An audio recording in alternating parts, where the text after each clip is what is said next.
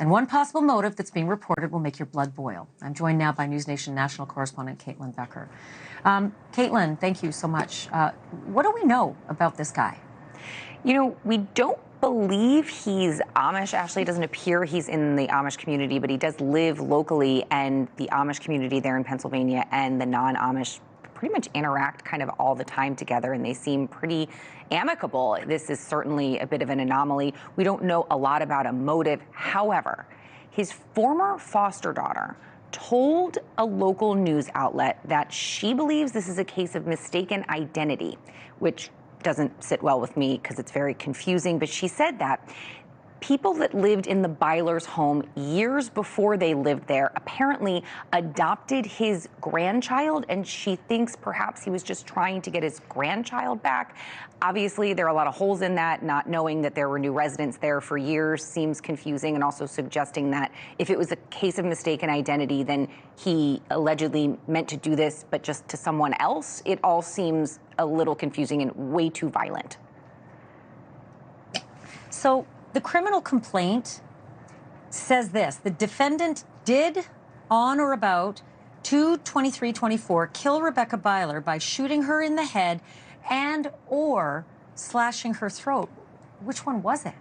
It's pretty confusing. However, from what I understand, this information comes from what officers observed on the scene. So what they found is this woman laying in a huge pool of her own blood. And it said that there was an evident sort of slash wound from the front of her throat, as well as evidence of that scalping injury. So I don't know if they were also assuming, because it was so damaging and so bloody, and you had that behind the head, if perhaps there was a gunshot as well. Certainly that would be cleared up in the autopsy. An autopsy was done, and local police did say to the AP that they do have an idea of what the murder weapon was based on the results of this autopsy. So it is certainly possible that she was shot as well as slashed.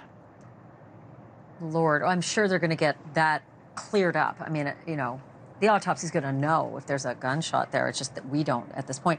What about the evidence that actually ties this suspect, Cranston, to this crime? Like, is it overwhelming? Is it obvious? Are they even telling us?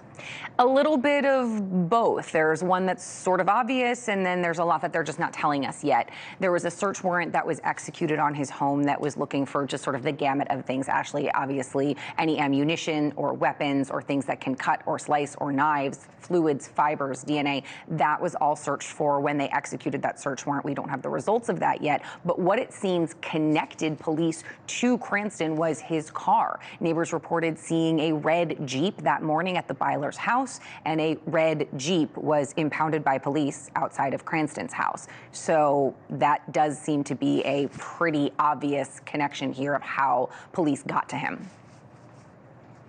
Man, that is just gross, just awful. I can't imagine this woman, 23 years old. And her she's two pregnant. children. She has two small, at the home, two small children. I only wonder if they saw her body, you know, before her husband came home and discovered her, those two little babies. What a horrible story. Keep us posted on this. I'm really curious about how this possibly could have happened like this. Thank you, Caitlyn. Thanks, Ash. Thank you for watching. Go to newsnationnow.com to find News Nation on your television provider. And don't forget to click the red subscribe button below to get more of News Nation's fact-driven, unbiased coverage.